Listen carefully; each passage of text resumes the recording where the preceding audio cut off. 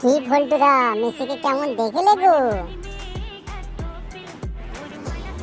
মেসিকে দেখার জন্য বইয়ের কানের বিক্রি করে টিকিট কাটলাম জানিস, 12,000 টাকা দিয়ে। ময়দানে দেখি কালো বড় বড় মাছি শুধু ঘন ঘন করে ঘুরে যাচ্ছে। তার মাঝখানে আর মেসিকে খুঁজে পাওয়া যায়? মেসি তো মাছির মাঝখানে ঢাকা পড়ে গেছে। তারপর কি হলো পল্টুদা?